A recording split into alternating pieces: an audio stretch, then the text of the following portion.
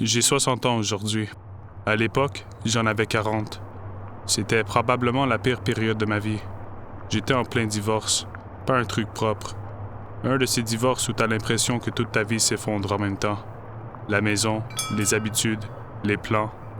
Je dormais presque plus, je mangeais n'importe comment, et surtout, je buvais. Ce soir-là, j'étais chez un ami.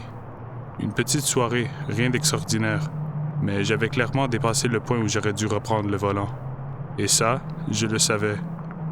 Mais à ce moment-là, j'étais dans un état où, honnêtement, si quelque chose m'arrivait sur la route, je pense pas que ça m'aurait dérangé tant que ça. C'est bizarre à dire aujourd'hui, mais quand t'es rendu là mentalement, tu fais plus vraiment la différence entre une mauvaise décision et une décision dangereuse. Je me suis monté dans ma voiture, une vieille Audi que je gardais encore à l'époque. La pluie était déjà forte, c'était le genre de pluie qui couvre tout. Le bruit sur le pare-brise, les essuie-glaces qui suivent à peine, et les lumières qui deviennent floues à cause de l'eau. Je me souviens m'être dit que je devrais peut-être attendre. Juste 20 minutes, laisser la pluie se calmer. Mais j'ai démarré quand même. La route était presque vide. À part quelques phares au loin et le bruit constant de la pluie, il n'y avait rien. Même la radio, je l'avais baissée au minimum. Je conduisais sans vraiment réfléchir, un peu en pilote automatique. À un moment, j'ai vu des lumières. Au début, j'ai cru que c'était juste une voiture arrêtée, rien d'anormal. Mais en me rapprochant, j'ai commencé à voir les feux de détresse et surtout 2 silhouettes.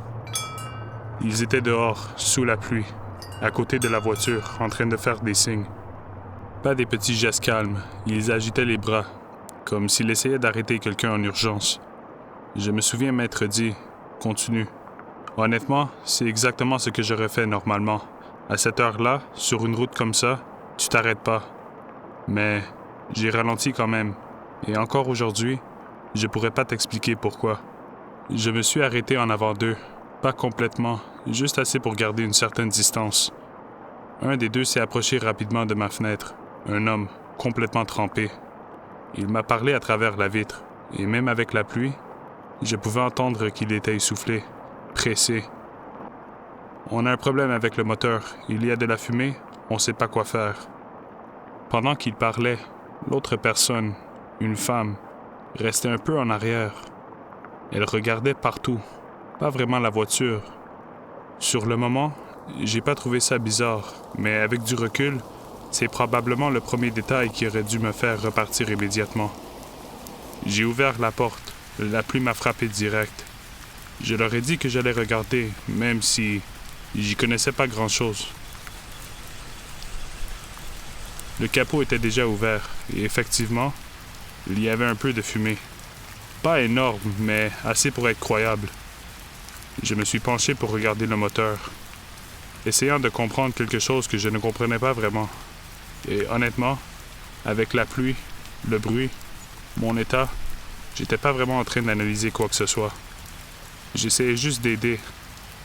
À un moment, l'homme s'est redressé, comme s'il venait de penser à quelque chose. « Attends, viens voir à l'intérieur, le tableau de bord fait n'importe quoi. » Je me suis relevé. La pluie me coulait dans le cou, dans le dos.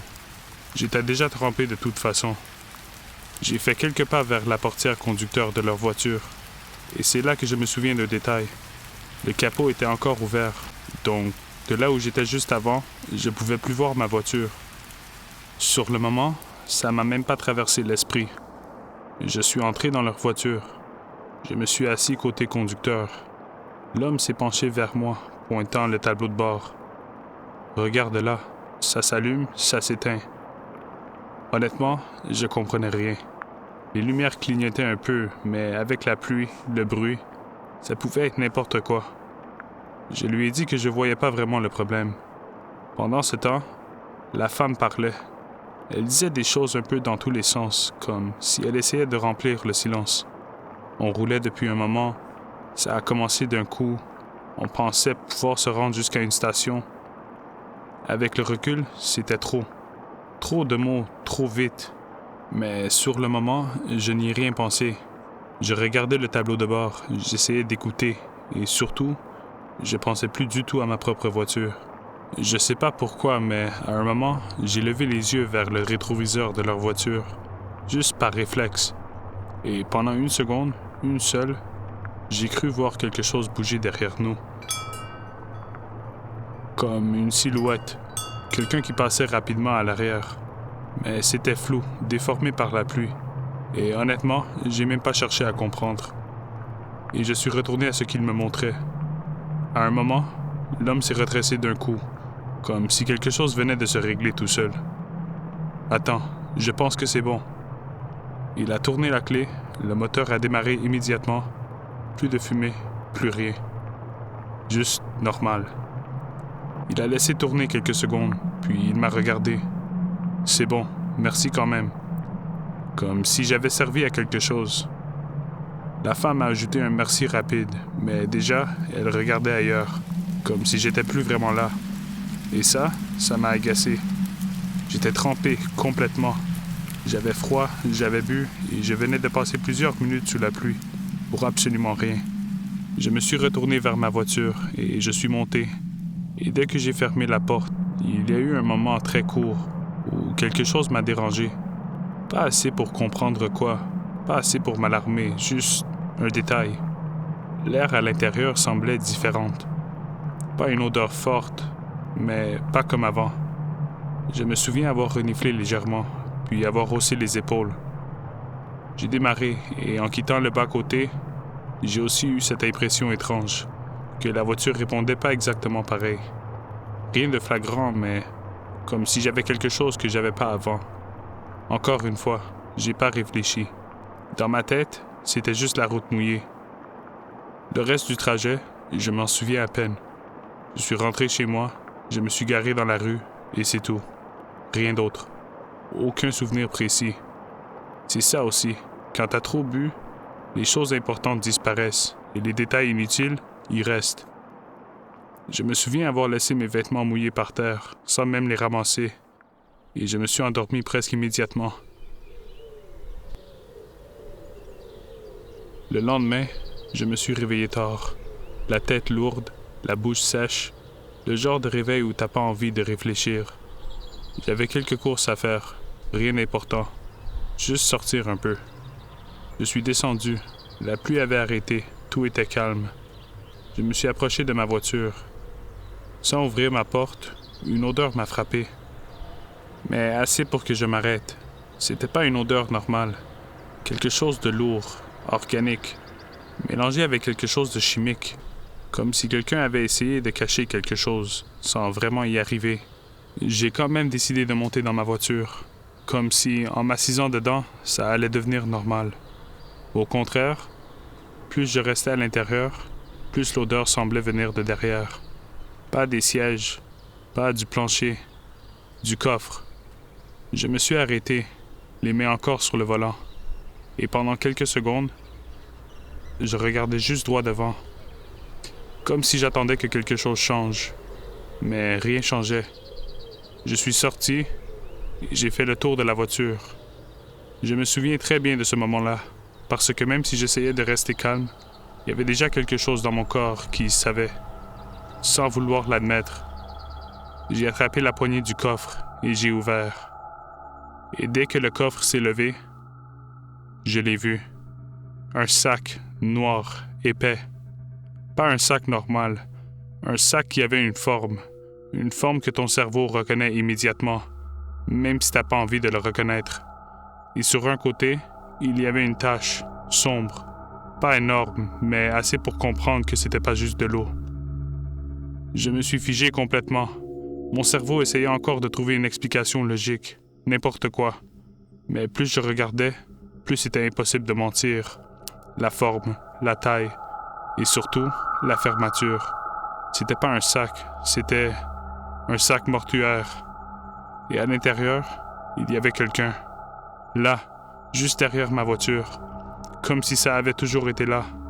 Je me souviens avoir reculé d'un pas, puis un autre. Le cœur qui battait tellement fort que j'entendais plus rien autour. Le premier pensée que j'ai eu, c'était pas appelle la police. C'était ils vont penser que c'est moi. Sans hésitation. Parce que je n'avais rien. Aucun souvenir clair, aucune preuve, aucun nom. Juste moi, ma voiture et un corps dans mon coffre. Je me suis passé les mains sur le visage, essayant de me rappeler quelque chose. La nuit, la pluie, les deux personnes. Mais c'était flou, fragmenté. Et plus j'essayais, plus ça m'échappait. Comme si quelqu'un avait effacé exactement les parties dont j'avais besoin. Et là, la panique a vraiment commencé. Je sais pas combien de temps je suis resté là, à regarder ce coffre ouvert. Mais à un moment, j'ai pris mon téléphone et j'ai appelé la police. Les minutes avant qu'il arrive, c'était les plus longues de ma vie. J'étais debout à côté de la voiture, sans bouger. Comme si partir ou même fermer le coffre allait empirer la situation. Quand ils sont arrivés, tout est allé très vite. Les questions, les regards, et surtout, la façon dont ils me regardaient. Pas comme quelqu'un qui appelle à l'aide, mais comme quelqu'un qui s'est fait prendre. Je leur ai tout expliqué, la soirée, l'alcool, la pluie, les deux personnes. Mais plus je parlais, plus je sentais que ça sonnait faux. Parce que moi-même, je me souvenais à peine. Ils m'ont demandé des descriptions, et j'avais rien. Juste des fragments, une voix, une silhouette et un détail. Un homme, une veste en cuir rouge avec un aigle noir dans le dos. C'est tout. Les jours suivants, des interrogations, encore et encore. Toujours les mêmes questions, et surtout, comment un corps se retrouve dans mon coffre, sans que je le sache. Puis, ils ont trouvé quelque chose. Sur le corps, des empreintes. Plusieurs. Et pendant des jours, j'attendais. Parce que si les miennes étaient dessus, c'était fini. Puis un jour, ils m'ont convoqué. Et ils m'ont dit que mes empreintes n'étaient pas sur le corps. Rien. À la place, il y avait celles de plusieurs autres personnes. Des empreintes qu'ils n'ont jamais identifiées. À partir de là, ils ont changé de ton. Ils ne pouvaient plus dire que c'était moi. Mais ces gens-là, ils ne les ont jamais retrouvés. Aucune plaque, aucun nom, aucune trace. Rien. Encore aujourd'hui, je ne conduis plus la nuit. Pas à cause de la pluie, ni la route, mais parce que maintenant je sais qu'il suffit d'un seul arrêt pour que ta vie devienne celle de quelqu'un d'autre.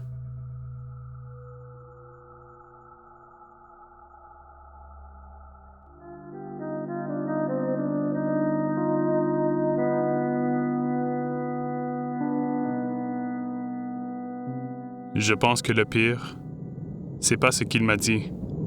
C'est le fait qu'il avait raison. Je préfère pas dire mon nom, mais j'ai 26 ans aujourd'hui. Et à l'époque, à l'âge de 24 ans, je vivais seul. Je travaillais la nuit dans un club. Je dis club, mais c'était un club de strip. Je ne faisais que des danses privées de 23h à 3h du matin. Et j'ai jamais vraiment été à l'aise avec ça, même après des mois. Je me disais que c'était temporaire, juste le temps de payer mes études. Je faisais mes shifts, je parlais juste assez et je faisais ce que j'avais à faire. Et je rentrais vers 4 heures du matin, toujours à la même heure, toujours le même trajet, toujours les mêmes rues. C'était devenu automatique, au point où, il y a des soirs, je me souvenais même pas du trajet. Ce soir-là, c'était pareil. Rien de spécial. Je venais de finir mon shift, j'étais fatigué, et je sais pas pourquoi, mais je me souviens de détails complètement inutiles. J'avais encore l'odeur du club sur moi. Le parfum, l'alcool, un mélange que t'arrives jamais vraiment à enlever. Je suis monté dans ma voiture et j'ai roulé. Les rues étaient vides, juste les lampadaires et le bruit du moteur. Et après quelques minutes, je suis arrivé à un feu rouge. Je me suis arrêté. Et c'est là que j'ai vu la voiture à côté de moi. J'y ai pas vraiment prêté attention, juste une voiture, un peu vieille, d'une couleur vert pâle, et surtout, un seul phare qui fonctionnait. Ce qui donnait à la voiture un air pas vraiment normal, mais à 4 heures du matin, tu vois souvent des choses un peu comme ça. Donc j'ai pas insisté. J'ai regardé devant. J'ai entendu un petit coup de klaxon. Je me suis tourné et là, il me regardait déjà. Pas un regard rapide, un regard fixe, comme s'il m'attendait, comme s'il savait déjà que j'allais regarder. Il a levé légèrement la main, puis il m'a fait signe de baisser la vitre. Et normalement, c'est le genre de choses que j'aurais ignoré. surtout à cette heure-là. Mais je sais pas, je l'ai fait. Pas complètement, juste assez pour entendre. Et pendant une seconde, il a rien dit. Il me regardait juste. Puis, il a parlé. Il a dit mon prénom, comme si c'était normal. Comme si on se connaissait. Et immédiatement, j'ai senti quelque chose changer. Pas de la peur, mais une sensation étrange. Comme si j'avais raté quelque chose. Comme si j'étais censé de le reconnaître. J'ai rien répondu. Je le regardais en essayant de comprendre. Et lui, il a continué. Calmement. « T'as fini tard aujourd'hui? » Comme une observation, pas une question. Et c'est là que j'ai senti mon ventre se serrer. Parce que c'était vrai. Mais c'était pas quelque chose qu'un inconnu est censé savoir. Le feu est passé au vert. Je l'ai vu. Je savais que je pouvais partir, mais j'ai pas bougé. Comme si mon corps avait décidé de rester là. Et lui non plus. Il est resté à ma hauteur, toujours en train de me regarder. Il a dit quelque chose d'autre. Et là, tout a basculé. Il m'a regardé, toujours aussi calme, comme si on avait une conversation normale, comme si rien dans la situation était étrange. Puis il a légèrement penché la tête et il a dit « Fais attention avec les clients du mardi. » Mon cœur s'est arrêté, direct. Pas parce que je comprenais, mais parce que quelque chose dans la façon dont il l'a dit, c'était trop précis, trop ciblé. J'ai rien répondu. Je pouvais pas. Et lui, il a continué, toujours avec cette voix calme. Celui avec le portefeuille en cuir brun. Je crois que c'est à ce moment-là que mon cerveau a essayé de refuser. Comme si ça pouvait pas être réel. Comme si j'avais mal entendu. Mais je savais exactement de quoi il parlait. Exactement.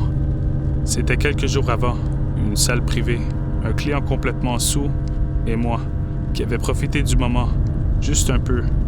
Juste assez pour me dire que ça changeait rien, que personne ne le remarquerait, et surtout, que personne ne le saurait. Et lui, il venait de me le dire, comme s'il était là, comme s'il avait vu.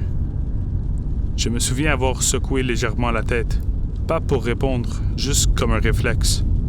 Et lui, il me regardait toujours, sans émotion, comme s'il avait déjà tout dit. Et à ce moment-là, mon cœur battait trop fort, mes mains étaient molles sur le volant, et je savais plus quoi faire, parce que tout d'un coup, la situation n'avait plus aucun sens, et en même temps, elle était trop réelle. Le feu était vert, je le voyais, depuis plusieurs secondes, mais ça voulait plus rien dire.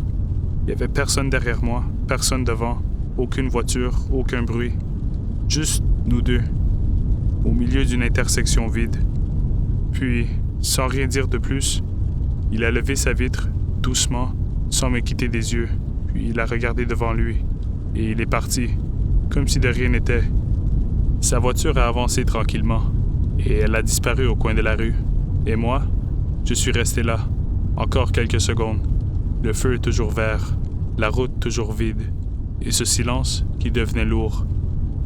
Je me souviens avoir respiré profondément, comme si ça allait me calmer, mais ça marchait pas. Mon cœur battait encore trop vite, et surtout, je pensais qu'à une chose. Comment il savait? Comment c'était possible? J'ai regardé autour de moi, toujours personne. Alors j'ai appuyé sur l'accélérateur, pas vite, juste assez pour avancer, comme si je ne voulais pas attirer l'attention. Je conduisais, mais j'étais plus vraiment concentré sur la route. Je regardais surtout mes rétroviseurs, encore et encore, même si je savais qu'il était parti. J'ai tourné à droite, puis encore à droite, le chemin que je prenais toujours, automatique. Mais cette fois, chaque rue semblait différente, plus vide, plus longue, comme si quelque chose n'allait pas. Et puis je l'ai vu. Dans mon rétroviseur, au loin, une lumière, une seule, faible. Mon estomac s'est serré. Parce que je savais déjà, avant même de bien voir la voiture, c'était lui. Il était derrière moi, et il se rapprochait. Pas vite, juste assez pour rester là, toujours à la même distance, comme s'il voulait pas me perdre, mais pas non plus me dépasser. Je me souviens avoir regardé la route, puis le rétroviseur, puis encore la route, comme si mon cerveau essayait de trouver une explication, mais il n'y en avait pas. Parce que c'était pas un hasard, c'était impossible que ce soit un hasard. J'ai accéléré légèrement, pas assez pour paraître paniqué, juste un peu. Et lui, il a fait pareil. Exactement pareil. Même vitesse, même distance, comme s'il me copiait, comme s'il connaissait déjà chacun de mes mouvements. Et là, la panique est montée d'un coup. Pas progressivement, pas doucement, d'un coup. Comme si tout mon corps venait de comprendre avant ma tête. Il me suivait. Et il savait où j'allais. Il est resté derrière moi encore quelques secondes. Puis, sans prévenir, il s'est décalé. Doucement. Comme s'il avait tout le temps du monde. Sa voiture est arrivée à ma hauteur. Pas brusquement, pas agressivement, juste parfaitement alignée avec la mienne. Même vitesse, même rythme, comme si on roulait ensemble. J'ai senti ma gorge se serrer. Mes mains tremblaient sur le volant. Mais cette fois, j'ai tourné la tête. Je ne pouvais pas faire autrement. Je devais voir. Et lui, il me regardait déjà. Exactement comme au feu. Même regard, vide, calme, comme si tout ça était normal pour lui. Il a levé son téléphone, horizontalement, bien face à moi. L'écran était noir, avec du texte blanc, gros, impossible à manquer. Le texte lisait « Tu vas mourir ». Je me souviens même pas d'avoir respiré. Pendant une seconde, tout s'est arrêté. Il n'y avait plus rien. Juste ça, ces mots, et lui, qui me regardait, comme s'il venait juste de me dire quelque chose d'évident. Il a baissé le téléphone, sans un mot, sans un geste de plus, et il a accéléré, d'un coup. Sa voiture est passée devant la mienne et a disparu. Juste comme ça, comme s'il n'avait jamais été là. J'ai appuyé sur l'accélérateur. Je brûlais les lumières, je regardais même plus. Je voulais juste partir, m'éloigner. Je pleurais sans m'en rendre compte. Je respirais mal, comme si j'arrivais plus à reprendre le contrôle. Chaque voiture que je croisais, j'avais l'impression que c'était lui. Chaque lumière dans mon miroir, je pensais qu'il revenait. Mais il n'était plus là. Je suis rentré chez moi, je sais même pas comment. Je me souviens pas du trajet, juste de la peur et de cette phrase qui tournait en boucle. « Tu vas mourir ». Les jours suivants, j'ai pas dormi, ou presque pas. Chaque bruit me faisait sursauter. Chaque voiture qui passait, je regardais par la fenêtre. Comme si j'attendais de le revoir, comme si c'était pas fini. Mais rien. Rien s'est passé. Personne n'est venu. Personne m'a rappelé. Aucun message, aucune trace. Juste ce moment. Et pourtant, j'ai tout arrêté. Le club, les nuits, même certaines amies. Je voulais plus être associé à ça. Plus jamais. Et le pire, c'est que plus le temps passait, plus une question revenait. Pas qui c'était, pas comment il m'a trouvé, mais pourquoi moi? Ce que j'avais fait, c'était rien. Quelques billets, un moment où j'ai profité d'un client trop saoul. Quelque chose de honteux, oui, mais banal dans ce milieu. Je sais toujours pas qui c'était. Je sais toujours pas comment il savait tout ça. Mais ce que je sais, c'est qu'il a eu besoin d'une seule nuit pour me faire changer toute ma vie.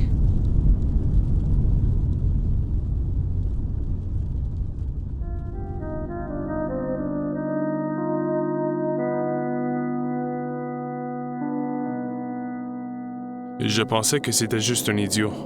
Un de ces gars qui sait pas se stationner correctement.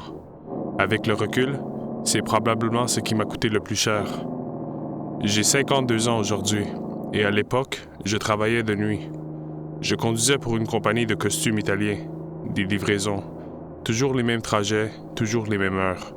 Je partais du même entrepôt à peu près tous les soirs, vers 1h30 du matin. C'était tranquille. Pas de trafic, pas de monde. Juste la route et ma musique. Toujours la même playlist, assez forte pour penser à rien. Après un moment, tu conduis en pilote automatique. Tu regardes plus vraiment. Tu fais le trajet et c'est tout. La première fois que j'ai vu la voiture, une Mazda 3 bleue avec des vitres teintées, elle était stationnée de travers. Mais vraiment de travers. Le genre de parking qui te fait dire « OK, lui, il s'en fout ». Le devant un peu avancé dans la rue, les rues pas droites, juste mal fait. J'ai continué ma route, musique dans les oreilles, rien d'autre. Le lendemain, je l'ai revu, plus loin, toujours sur mon trajet. Même voiture, même parking ridicule. Et honnêtement, ça m'a juste fait lever les yeux au ciel. Mais le troisième jour, je l'ai encore vu, encore plus loin, toujours sur ma route. Et là, je me suis posé la question. Pas longtemps, juste un pensée rapide. Pourquoi cette voiture-là est stationnée de travers à des endroits différents 3 nuits de suite? J'ai baissé un peu la musique, juste une seconde, comme pour vérifier que je pensais pas à n'importe quoi. Puis j'ai regardé la route et j'ai continué, parce que ça me concernait pas. Mais malgré ça, je l'ai regardé en passant, un peu plus longtemps que les autres fois. Les soirs suivants, j'ai commencé à remarquer la voiture sans vraiment vouloir la remarquer. C'était jamais le premier truc que je voyais. Je conduisais, ma musique jouait, je faisais mes livraisons, et puis, en passant sur une rue, elle était là. Toujours mal stationnée, toujours un peu de travers. Toujours cette même Mazda 3 bleue avec les vitres teintées.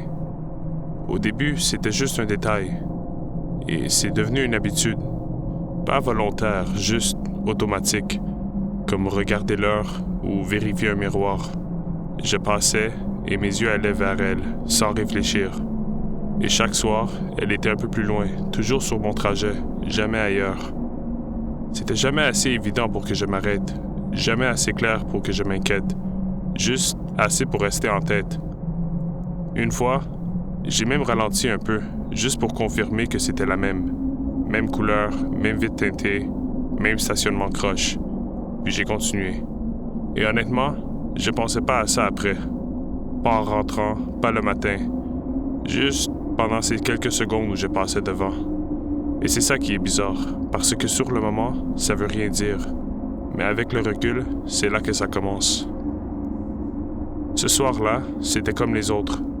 Je l'ai vu, stationné de travers, même endroit logique dans mon trajet, même voiture. J'ai même pas ralenti, je suis passé. La musique jouait et pendant quelques minutes, j'y ai pas pensé. Puis, sans raison, j'ai regardé dans mon rétroviseur, un réflexe. Et c'est là que je l'ai vu. Au loin, une voiture qui sortait du bord de la rue, lentement, comme si elle venait juste de quitter son stationnement. Mon cerveau a pris une seconde, puis 2, et ensuite, ça a cliqué. C'était elle. Elle venait de partir, après que je sois passé.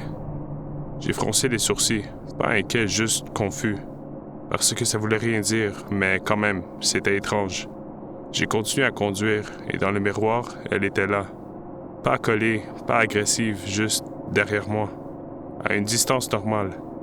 Et pendant 1 minute, j'ai essayé de me convaincre que c'était rien, qu'elle prenait juste la même route, que c'était une coïncidence. Mais au fond, il y avait déjà quelque chose qui sonnait pas juste. J'ai tourné à droite, elle a tourné aussi. Encore une rue, encore un virage, et elle était toujours là. Même distance, même rythme. Et là, j'ai baissé la musique, complètement. Parce que tout d'un coup, j'étais plus dans ma bulle. J'étais attentif. Puis, après 2 rues, elle a ralenti. Et elle a tourné ailleurs. Comme ça, sans insister, elle a disparu. À partir de ce soir-là, j'ai commencé à la chercher. Pas avec intention au début, mais assez pour que, quand j'arrivais sur certaines rues, mes yeux allaient directement là où elle pourrait être. Et le pire, c'est qu'elle était là. Pas chaque nuit, mais assez souvent pour que ça devienne impossible à ignorer. Le soir où c'est arrivé, il n'y avait rien de différent. Même heure, même camion, même trajet. Et oui, je la cherchais encore. Mais ce soir-là, je l'ai pas vue. Et pendant 1 seconde, je me suis dit que c'était fini. Puis je suis arrivé à une intersection, feu rouge. Et là, ça s'est passé. Une voiture s'est arrêtée devant moi, de travers, bloquant complètement la route. Et avant même que je comprenne, les portes se sont ouvertes. Plusieurs, 3, 4, je sais même plus. Ils sont sortis cagoulés. Un est venu côté conducteur et il a pointé une arme, direct. Tout s'arrête. Plus de réflexion, plus rien. Juste une chose. Sortir. J'ai même pas réfléchi. J'ai ouvert la porte. Mes mains tremblaient. Et pendant ce temps-là, les autres étaient déjà à l'arrière. Ils prenaient tout. Rapide, organisé, comme s'ils savaient exactement ce qu'il y avait dedans. En moins d'1 minute, c'était fini. Ils sont remontés et ils sont partis. Comme ça. Et moi, j'étais là, au milieu de la route, avec un camion vide, et le silence qui revenait. Les jours suivants, j'ai repensé à une chose. Il m'observait, depuis le début, pendant des nuits, à apprendre mes habitudes, mon trajet, petit à petit. Et quelques semaines plus tard, la police m'a rappelé. C'était un groupe de jeunes, des adolescents, qui avaient choisi une cible et pris le temps de l'étudier, encore et encore. J'ai jamais su combien de temps ils m'avaient observé, mais une chose est sûre. La première fois que j'ai vu cette voiture, c'était déjà trop tard. Et le pire, c'est que j'ai rien fait, parce que pour moi, c'était juste un idiot mal stationné.